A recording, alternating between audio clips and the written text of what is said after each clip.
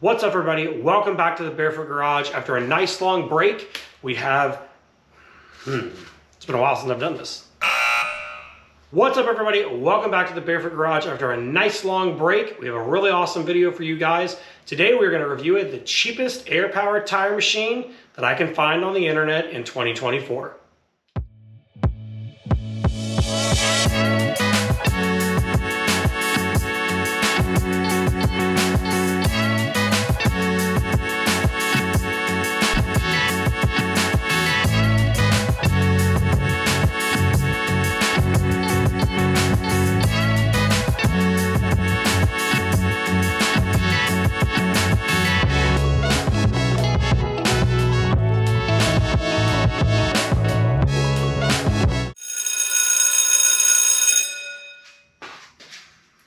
All right, so if you're like me, you have spent a lot of time and money at the used tire man buying tires for, fun project cars or rallycross or gambler or trailers or whatever, and getting tires on and off the rims is something I've tried with the manual Harbor Freight tire changer, and I basically destroyed it. Not very helpful.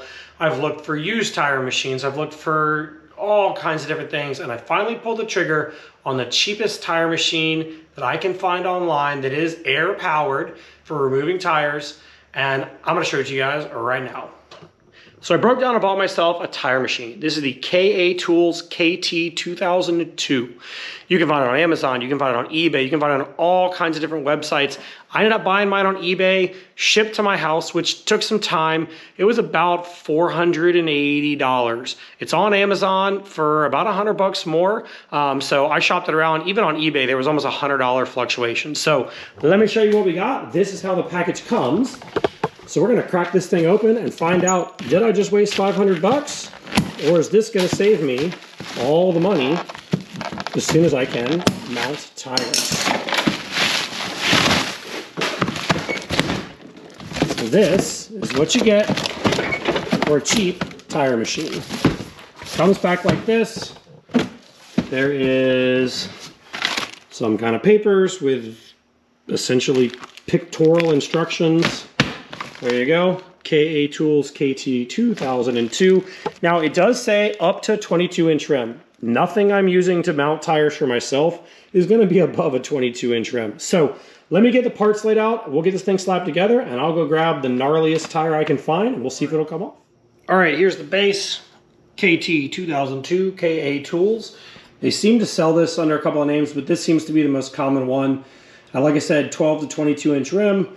And it is definitely some assembly required. So you have the duck head part, the gigantic cylinder, cones, the bead breaker, your little air valve. There's only one air cylinder. Fittings, some miscellaneous parts to spin it down. This super important piece. It does come with a tire iron. All right, tools you'll need for this job. Sockets. I used a 1/2 inch and a 3/8. A 17 and a 14 millimeter wrench. You need hex. I recommend hex sockets 5, 6, 8, and 12. Eventually, you will need a valve stem tool.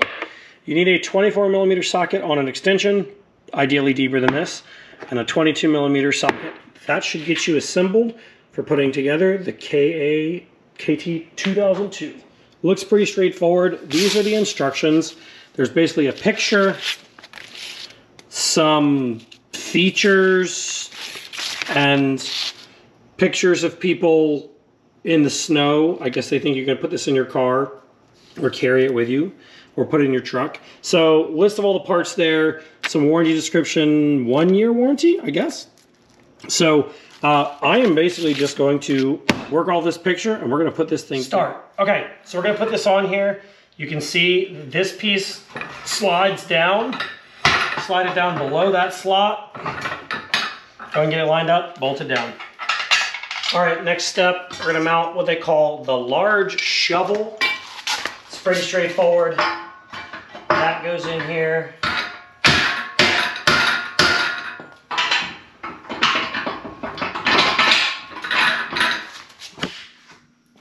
All right, next thing, we're gonna mount the air cylinder.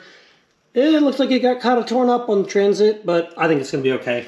Make sure that you take these out of here. It's gonna slide through there and into the arm. So it'll look something like this.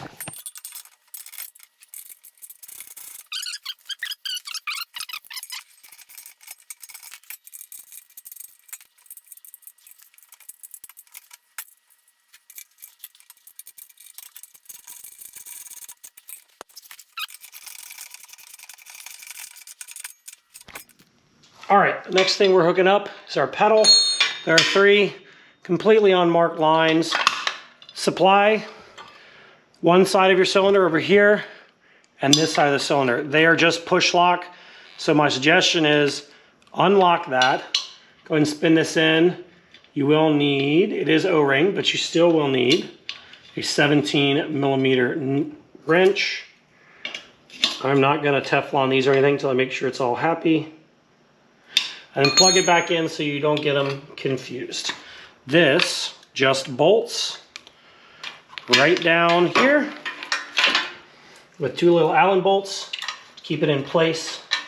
So we'll go ahead and screw one down, slot it in, and put the other one in place. Your other air connection is right here. Looks like it's through the middle. You could probably spin that around to right here, right there. It does label it. And these push lock connections are super easy. You just take them over here, get them lined up. You can do it one-handed, push them in, and then they're locked. So this little chinky thing is the supply line. Maybe I'll change that eventually, but for now, we're gonna run with that. All right, we're gonna put the arm and the duck head together. This picture is actually the best one to show you what that looks like. It does have these cones. Once I get a wheel in here, we'll see which one you need. But essentially the picture shows this guy, then your arm, then the rest of this. So the way that it goes together on the machine looks like this. All right, so we're putting this on first. You see it's actually spring-loaded. That's pretty nice. Throw that down there till I can get a tire. Next thing is that this guy goes on. Tighten the set screw. From there, I throw my arm in. This is a solid piece. It's actually pretty nice. Little set screw here. And then you're gonna take, I don't know, whatever they call your duck head. It's gonna go like that. You're gonna go up from the bottom. And that's gonna hopefully slide right on through there. Now, there is a set screw on this one, but it also has a washer and a bolt to keep it from going out the bottom or falling all the way out. All right, this is the crustiest tire I can find. I'm gonna pull the valve stem out. We're gonna hook up the air. It is running off a small little air compressor. It's gonna be loud, but let's just see if it'll break the bead, and then we'll throw it up top and pull this tire out.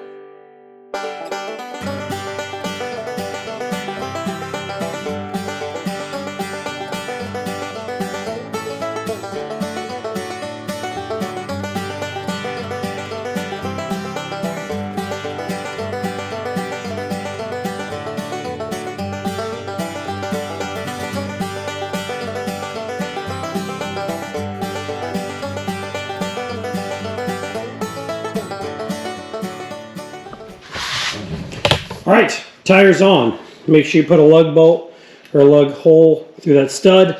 Put my cone on, tighten it down, put on my arm. You want this arm so that it turns, but it's right here. And now understand the duck. You know, there's the bill, there's the head, there's the tail right here. So it's a little loud when I turn the compressor on. I'm gonna put my iron right there, right here. Grab it under the edge of the tire. Flip that up, and then we're going to run around. So the secret to this piece, this tire machine, is this guy right here. It falls in there. So it allows that one cylinder to do the work of basically everything. So if I put air in there now, it's just going to spin that turntable. And then you take it out, let the cylinder go back, put it back in, go again, go again, go again. So that's really the biggest thing that makes this cheaper is there's no power on the turntable. I don't know, maybe in the long term, I'll set this up with a chain drive and we'll set it to power itself. That would make this way, way simpler and you just have the air cylinder for this. But for now, that's the case. So let's see if we can get this ancient tire off the Volkswagen rim.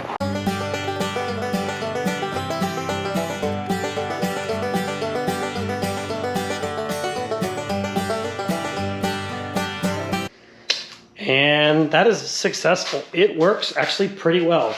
I have never used a tire machine. I have not practiced this, and I literally picked the crustiest, rustiest rim and oldest tire that I had. You can see it was just nearly welded to the bead. Now I'm a little under on air. I'm actually using a pancake compressor. But it broke those beads after a couple of tries, and I do think that upgrade of maybe changing that foot pedal out for something with good connections, that may make a difference. The cylinder has plenty of pressure, but just between the small compressor and the kind of janky connection, that's kind of the biggest, weakest point. So I don't have any tire mounting solution, but just for fun, let's see if I can get this mounted.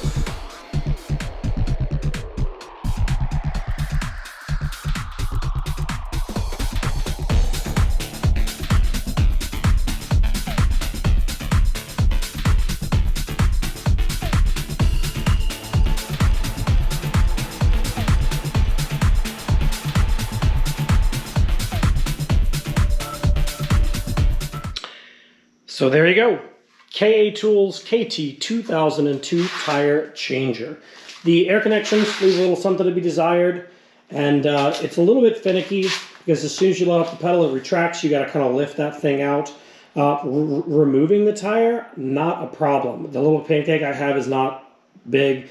Bigger compressor make this super easy. So tire removal, not a big deal at all. Came off actually super easy. This seems to be very durable. These little set screws actually hold it in place pretty dang well.